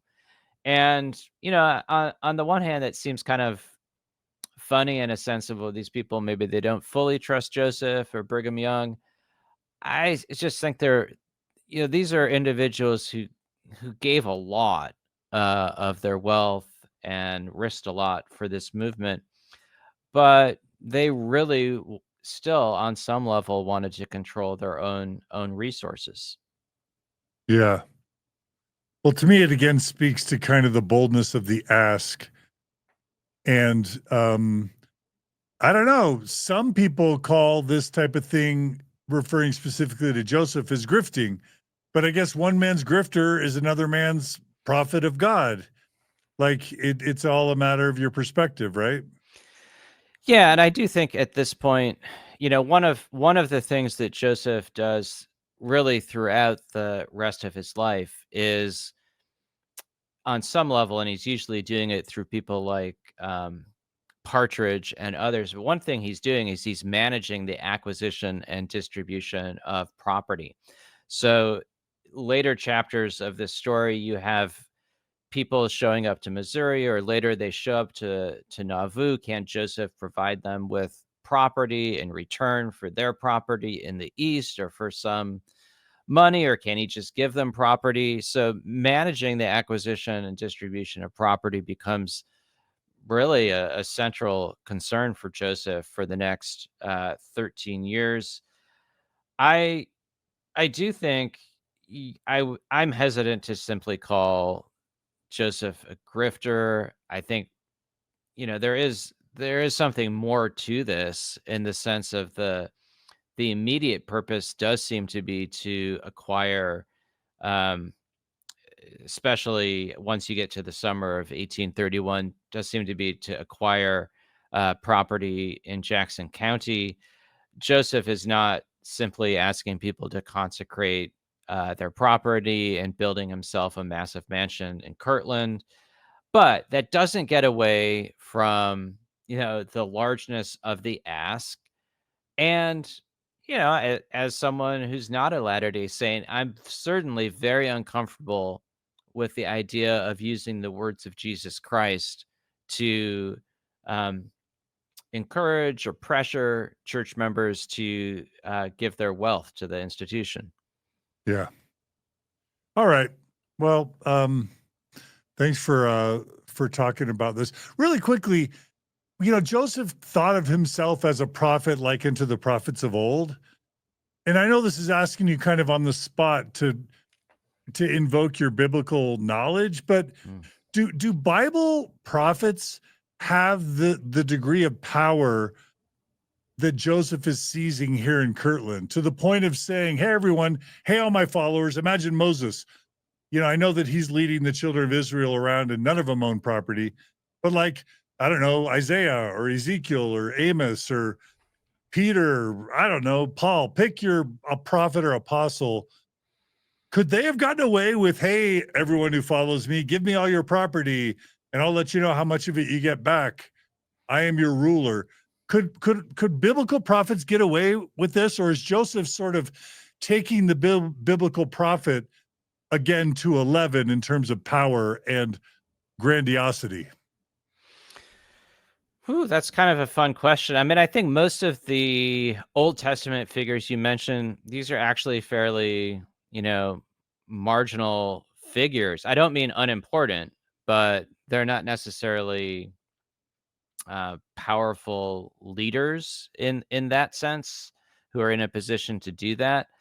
Moses, I mean, the interesting thing about a lot of revered figures from the Bible is outside of kings like Solomon, who accumulates a tremendous amount of wealth, we're generally talking about figures who aren't in a position to do that and who have a lot of trouble exerting authority. So Moses has a lot of authority problems.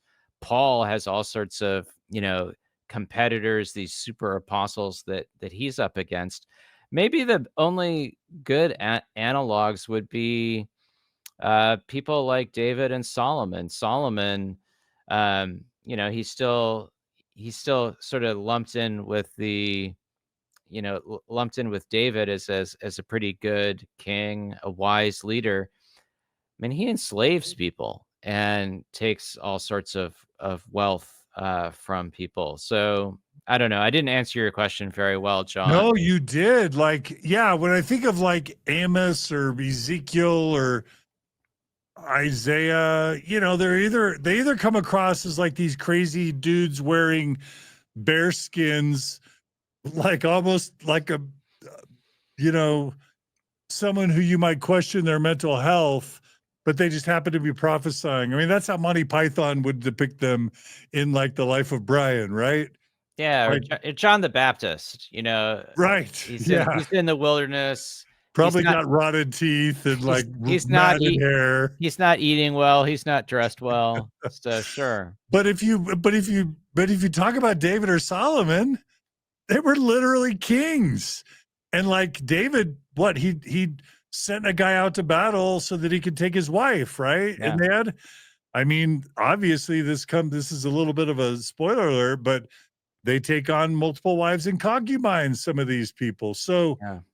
I guess Joseph really is sort of like incorporating the bounds that he perceived in the most powerful of biblical prophets, which would be David, and he probably had less power than David and Solomon in the Kirtland time period, Yeah. Now, I'm not saying that right? I'm not saying that you're doing this, John, but it's so easy to, we know that the contemporary Church of Jesus Christ of Latter-day Saints has a lot of money. That's been in the news. Um, very successful with investments. mean, the church in the 1830s is never on a stable financial footing. Joseph, a lot of the time, he's living with, different families. He does eventually get a house. He's not living like a king. There are also some points at which he's still kind of roughing it. So, things get on a bit, they do get more prosperous for him to some extent, in Nauvoo, but especially in the 1830s, it's not as if Joseph's getting wealthy. They're often rather hard pressed. Now, I will say, I'm certainly open to, financial desire being part of Joseph's motivation for his activities. To recap from prior episodes, this is a family that was utterly poor in the mid 1820s. Joseph doesn't have a clear economic direction. He then embarks on this quixotic literary project. One of the motivations is to make some money from the book, crazy as that sounds. And he does need some sort of viable economic path going forward. It's clear from uh, revelation that we discussed in a prior episode, he intends to be supported by the church. Now, that doesn't actually require everybody to consecrate all of their property to the church. I mean, most ministers, for instance, they don't need that. Joseph has really grand plans in mind. He has the building of New Jerusalem in mind. Obviously, that's also going to cost a lot of money. And as we move forward, his plans get grander and grander with temples and communities. So, I mean, I think it's totally fair to think of there being a mixture of motivations when it comes to these requests for property and money. Yeah. All right. So let's talk quickly about, okay, you mentioned that Joseph Smith Sr. and Hiram come to Kirtland in 1831. So his family's starting to join him. They become really important players later, uh, you know, um, as he's trying to balance power and responsibilities and even unravelings of loyalties. His family becomes really important. So it's I'll just remind people to pay attention to that. Um, uh, Really quickly, I love the part about him sending the missionaries to the Lamanites and to Kansas. I think we touched on this in a previous episode, but maybe I brought it up a little bit early. But talk about that because it kind of blew my mind a little bit. So say what you want to say about the missionaries to the Lamanites, and then I've got kind of a bigger question for you about that. Sure. So the missionaries reach their destination. They get to Jackson County, Missouri, And and remind us of the prophecy, like what his vision is for those missionaries. so, I mean, his vision seems to be that they are going to fulfill the prophecies of the Book of Mormon, that the remnant of Joseph will return to the faith of their ancestors, that they will embrace this gospel, that they will become a white and a delightsome people. So they're on some level, there are big aspirations of missionary success, and then that just bumps into the reality of actual missionary circumstances. And doesn't he envision them helping to build the New Jerusalem and like partnering with the Native Americans to usher in the second coming of Jesus? Like, aren't they central to his plan in 1831? Well, they are. So, especially in 1830, and this I think flows right out of the Book of Mormon, there does seem to be an expectation that native converts um, will build this new Jerusalem. By the fall of 1830, Joseph's revelations, there's I think a little bit of a shift, and it's native converts plus all of God's elect, so plus other converts to the Church of Christ. And I think very quickly, Joseph's mind shifts to not native converts, simply, white American converts to the Church of Christ, building the New Jerusalem. Yeah. And what I wrote, well, first of all, so what happens when Oliver Cowdery, Parley Pratt, and Frederick G. Williams are on the frontier between Missouri and Kansas?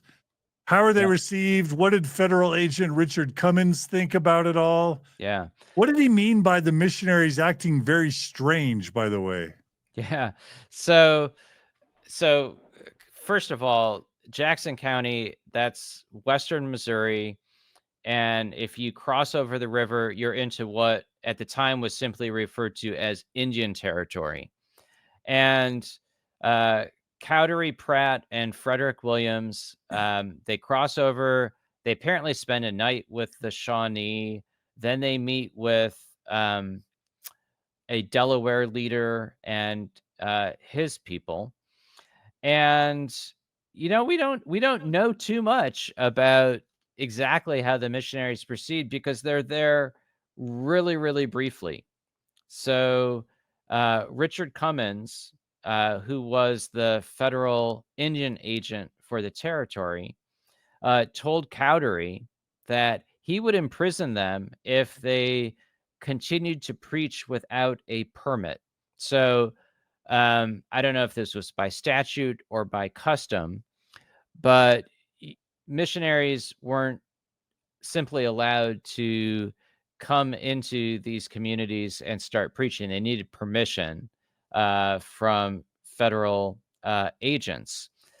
Actually, I don't know exactly what Cummins meant when he said that these missionaries act very strange. I don't know how much Cummins really learned about their doctrines or behavior, but he essentially this mission doesn't really get off the ground. It's a couple of days in Indian territory. Now, the one thing that happens though is Cowdery writes a letter back to Kirtland that this Delaware chief known as William Anderson and his people had received their preaching with gratitude, and he also suggested that a number of Shawnee believed. So this was wildly optimistic. I mean, I think Cowdery started putting a sunny spin on their initial attempt. Now, what happens is when this letter reaches Kirtland, people have the expectation that there are going to be a lot of converts, which turns out not to be the case. Yeah. Do you think that qualifies as a failed prophecy?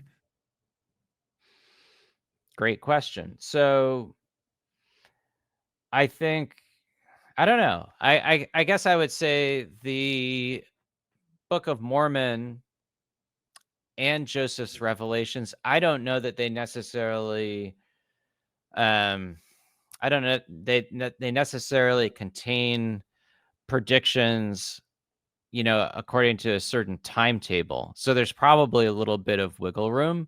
I do think though that there was the expectation that these missionaries to the Lamanites, they would have success.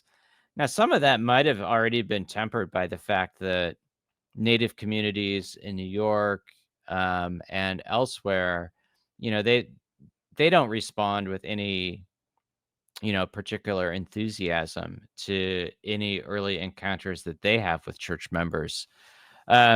So I mean, even as soon as these missionaries are on their way, I think to some extent Joseph might have already tempered his own expectations.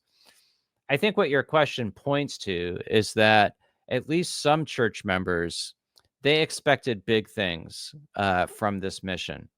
And there are definitely some members of this early Church of Christ who perceive their failure as a failure of revelatory leadership.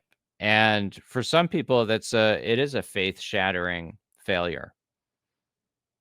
Yeah. I mean, it just seems to me like Joseph saying the Native Americans are going to join us and build New Jerusalem.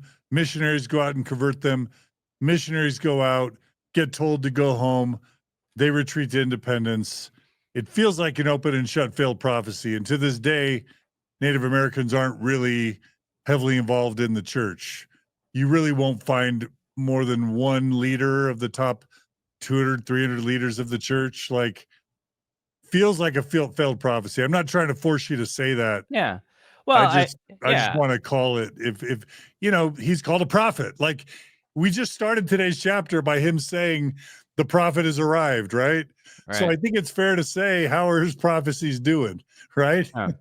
Well, so this whole sequence of events ultimately, doesn't end successfully. So the identification of the site for New Jerusalem in independence, there are a lot of people who are very invested, right, in that prophecy, and you have hundreds of people who move to be part of it.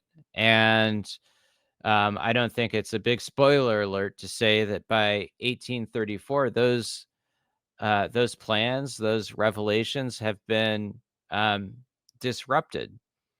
Now, right? So for some church members, that's a failure of prophecy.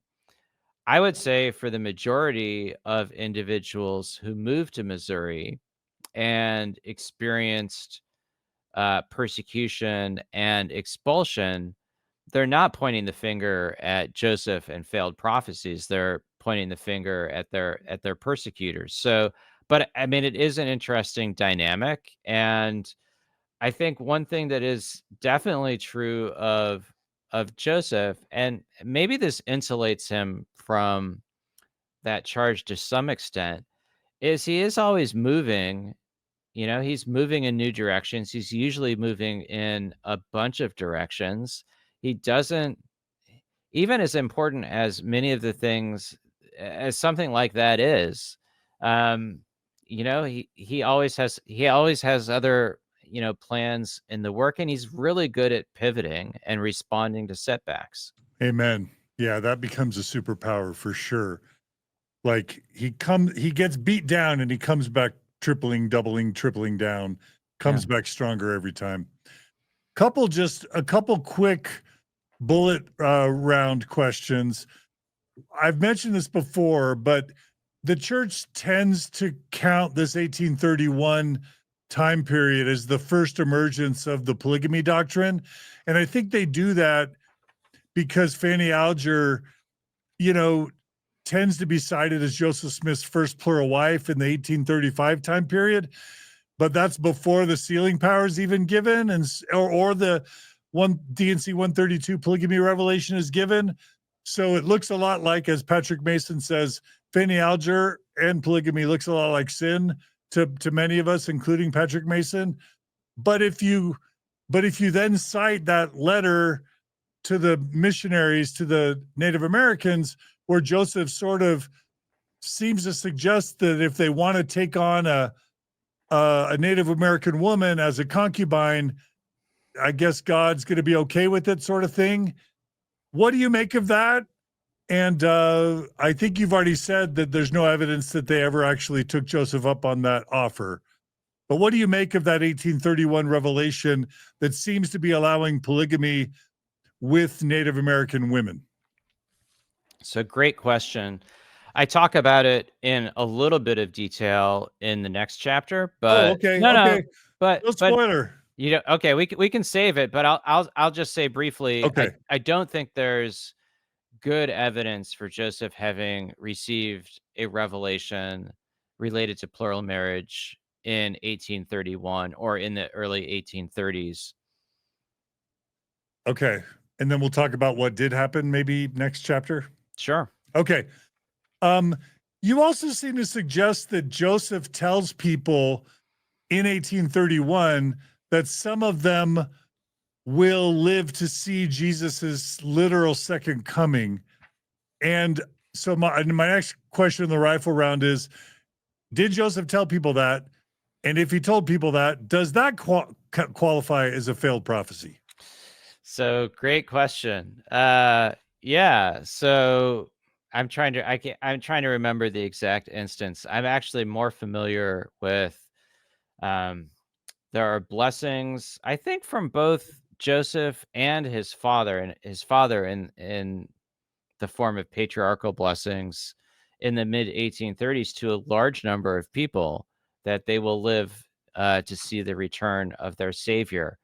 And in 1831, Joseph is revising in his Bible translation this passage in Matthew that suggests that individuals will live in the Bible. It suggests that people will live to see the destruction of the temple and the return of Christ in power and glory. Now, after the temple was destroyed, later generations of Christians have sometimes looked at passages like that and said, well, wait a minute, these people didn't live to see Christ return. And so Joseph, sort of divided that prophecy in two. And he did suggest that individuals living in the 1830s would live to see the return of Jesus Christ. And it was an important theme in early patriarchal blessings and in some of Joseph's other blessings. It didn't happen. I think, yeah, that question of failed prophecy is, I engage it a bit more again in a future chapter. I think for a lot of individuals, when they accepted Joseph as a prophet, they didn't necessarily do so out of a belief that all of his words would come to pass. Maybe some individuals thought that. I think a lot of them were attracted to sort of this larger story or narrative that Joseph was unfolding, and they could sort of live with adjustments to that narrative um, as events went in different ways. I mean, to answer your question bluntly, I would say, yeah, Joseph made failed prophecies.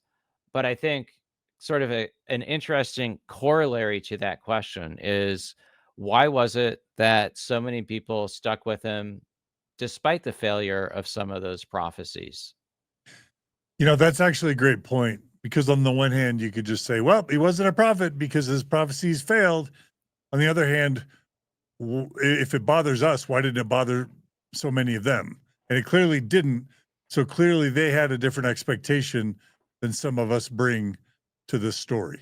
Yeah, and think about, maybe an analogy would be politicians and perhaps entrepreneurs, right? Who are often laying out glorious futures for their followers. And sometimes those futures don't come to pass. And sometimes politicians or entrepreneurs are totally discredited. But sometimes there are explanations, and sometimes the next grand vision is also attractive, or sometimes people still see them as, you know, leaders that they respect for a variety of reasons. So I think that, that question, it's a complex one. I think once people buy into a movement or a leader, I think there's a tendency to make some apologies for setbacks and failures. Different people have different breaking points. Some people, once they accepted Joseph as a prophet, they just stuck to him no matter what. I think Brigham Young was in that category. Yeah, that's helpful. Okay, well, really a couple more super firing round questions. Josiah Stoll hangs back.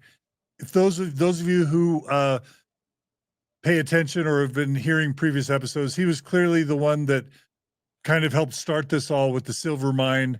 That's, where Joseph met Emma and Isaac Hale. You mentioned in this chapter that Josiah Stoll hangs back. Does he hang back permanently, or does he eventually meet up with the saints somewhere? And if he doesn't, do we know why he bailed? So I don't think he either gathers or bails in a Okay. sense. Okay. So there's a letter from Stowell, I think in the early 1840s. I could be off on the date. He clearly still believes, still accepts that Joseph has gifts at least. I don't know the details of all of his belief. He doesn't break with the movement. He doesn't bail on it. You could find a lot of other 19th century examples of people who Stoll is different because he's such an early and stalwart supporter. But you can find a lot of examples of people who do believe and convert but don't gather. Yeah. Okay. So that's not some sign of his apostasy, that he doesn't join them in Kirtland. No, I mean, I think the last document that we know of that relates to Stowell suggests not that he didn't break from Joseph. Yeah. Okay. Really quickly, the ongoing saga of Martin Harris.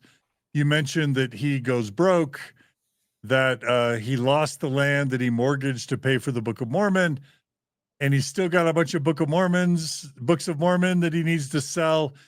And kindly or ruthlessly, Joseph Smith allows the price to be lowered a little bit from what he would allow previously, right? Do you want to talk about that? The continuing sad saga of Martin Harris. Well, I mean, it's sort of sad, right? He originally has been selling these books for $1.75. He wanted to sell it for two, right? I think so. I don't know. I don't think it was priced too low. I don't think that was the problem. And Joseph allows him to discount it to $1.25, so 50 cents off. But by 1830 terms, that's still quite a lot for a book.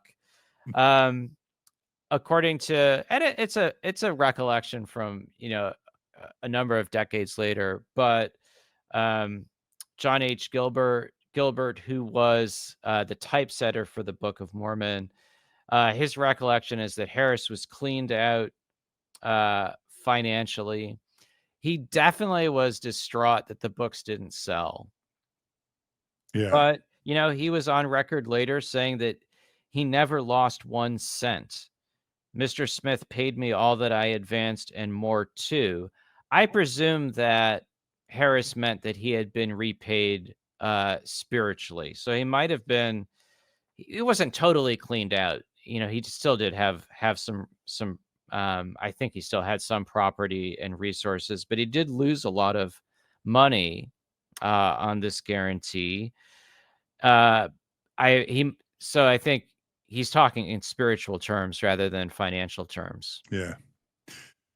Well, the last thing I was set to talk about in this chapter was the Kirtland Conference. I'm looking at the time, and it looks like we may have to save that for later. Do you got to run, right? I am up against it soon. Okay. But let's try to talk about it quickly, because then we'll Okay. be at the end of the chapter. It's a fascinating conference in June of 1831 because Joseph ordains a number of men into what he simply calls the high priesthood, which I He's think not is calling up Melchizedek at this point, right? no, I think you start seeing that word maybe half a year later or even a little bit longer. It does become connected with Melchizedek priesthood, but at first it's simply called high priesthood. Again, it's at this conference there are ecstatic spiritual gifts, physical manifestations of the spirit, um, people apparently being possessed by Satan and then exorcised. Must have been quite a sight. And then the idea is to ordain these men um, with the high priesthood and then send them out. as missionary laborers. And again, Joseph's asking a lot of his followers. There's this story I include about Levi Hancock, and he didn't want to go because he didn't want to leave behind a young lady that he wished to marry. But then he decides to go. So that's a tough one. Edward Partridge, apparently his family was sick when he left. Um, and I think also the conference is a sign that in the 4 months that he's been in Kirtland, Joseph's been able to establish some power and order. By power, I mean both authority and spiritual power. He's sort of putting the brakes on the most unruly behavior. And he's got this cadre of high priests who are going to go out. The northeastern Ohio is really the epicenter of the early Mormon movement, but they're going to go out and be fruitful missionaries. Okay, I have to ask this super quickly. I've mentioned this before, but later David Whitmer publishes an 1887 pamphlet called An Address to All Believers in Christ, where, if my memory is correct, he denies that Peter, James, and John ever visited Joseph and Oliver, and he denies that offices of high priest in the Melchizedek priesthood were ever part of the original church organized. Did he mean 1830? Was he around in 1831 to see this Kirtland Conference? Because I'm trying to make sense of Whitmer saying the Melchizedek stuff never happened, but you writing that in 1831 Joseph is unfolding the higher priesthood, which he may not call Melchizedek at this point, but it's clearly some sense of a higher priesthood.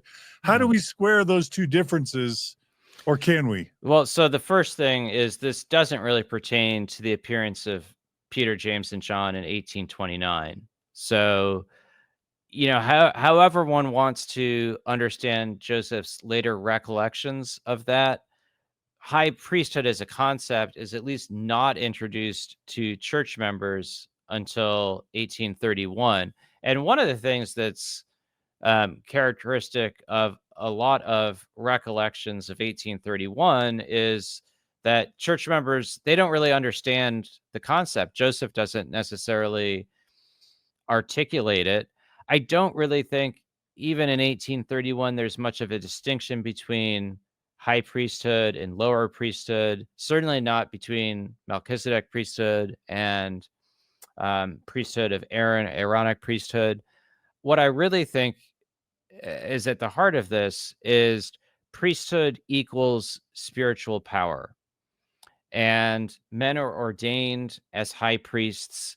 They go out, they work wonders. There's sort of a widespread belief that if one's been ordained into the high priesthood, one can heal injuries, diseases, cast out demons, and one's equipped to be a powerful missionary. Okay. And as I'm doing a tiny bit of digging, what Whitmer claims is that the story of Peter, James, and John doesn't emerge until 1834 or later. Does that seem right to you? I'll ask you the three questions. Does that seem right? That at this Kirtland Conference, there wouldn't have been probably there's no evidence of there being any account of Peter, James, and John giving the higher priesthood. Is that part right? That's correct. But what I would say is that later account, it's not about the events of 1831.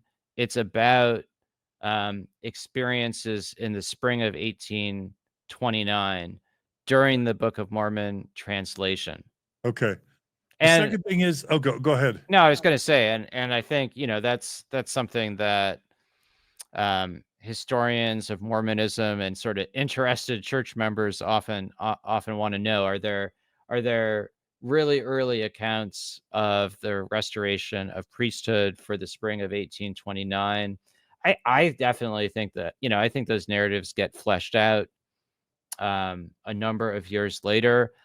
Do I know exactly what Joseph Smith and his associates might have experienced in the spring of 1829? 1829. I don't know. Okay. The other two things that Whitmer basically seems to be saying is, at least in 1830, this idea of a higher and lesser priesthood didn't exist when the church was first formed. And then he says that the idea of there being two priesthoods, a higher and a lesser, kind of formally structured as such, doesn't emerge until 1834. Which a lot of Mormons are like, I don't care. It's an unfolding revelation. That's Right. part of the feature, not a bug, Right. that things change over time. It seems like Whitmer wants to say, look, either it was all revealed as it should be from the beginning, or there's a problem. Right. Well, I mean, I think I know that some church members are troubled by the fact that there may not be good early evidence for Peter, James, and John in 1829, or for this being more clearly articulated or distinguished at an earlier date. Joseph has some really long, extended revelations on the subject of priesthood over the next couple of years. One of the things that he does become increasingly concerned about is introducing and clarifying layers of hierarchy and priesthood authority in the church. I think in 1831, what he's really interested in doing is, he connects the general concept of priesthood to spiritual power, power to work miracles, power to preach the gospel. And because everything isn't fully articulated, a lot of these early high priests are themselves a little bit confused about what the concept means. Yeah. All right. Well, you've been great, and I don't want to keep you. I do want to give my final shout out, but let me just say, John Turner, thanks again for this wonderful book, and thanks for giving us time today. And we've got at least 4 more that we can promise. So that's kind of fun. We're going to at least get through chapter 13 or so. I mean, we're looking good for getting into the heart of the Kirtland story. That was a lot of fun, Sean. Appreciate you. Appreciate all of your listeners. All right. You take care. We'll see you next week. All right. Bye-bye. All right. And thanks to everyone for joining us today on Mormon Stories. Again, we've got like 100 of you who have contributed to this series. Obviously, if you're a regular Mormon Stories donor, you probably don't feel the need to donate extra. I totally get that. 107 donations so far to the Joseph Smith podcast. If you value this series and you want to see it continue, the way you do that is to go to donorbox.org/Joseph Smith, donorbox.org/Joseph Smith, and become a monthly donor to this series. And if you do, then we can continue. Right now, looks like we're paid up through 13 episodes, so we can do at least 4 more episodes. That takes us through, as John just said, to kind of the end of Kirtland. So if you want to see us go on to Independence and Zion's Camp and Far West, and then finally Nauvoo and Polygamy, and Joseph Smith running for president, and the Danites, and Joseph being ordained as king of the world, and Carthage, and all that, his martyrdom, please donate more. Or when the donations run out, we'll stop wherever we make it. We're paying staff for this. We're paying John Turner for this. I'm not really getting paid for this. I'm just doing it because I think it's fun and interesting. So please support it if you can. If not, I get it. Please buy this book. You can buy it at Benchmark Books. You can buy it on Amazon or from Yale University Press. But buy it from Benchmark if you can, because those folks are great. And yeah, thanks. Please send us your comments. Please comment on YouTube or on Spotify. Please email us your comments. We'll have Julia include them, and we'll try to cover some comments each episode. But we love your feedback. We love your criticisms, your corrections, your theories, your conspiracies. We want to hear it all. And mostly, this is just fun. So thanks to John. Thanks to Julia. Thanks to you who are donors. Thanks to everyone. And thanks for joining us today on Mormon Stories. You guys be good to each other. Be kind to each other. Donorbox.org/Joseph Smith to keep this going. We'll see you all again soon on another episode of Mormon Stories podcast. Take care, everybody.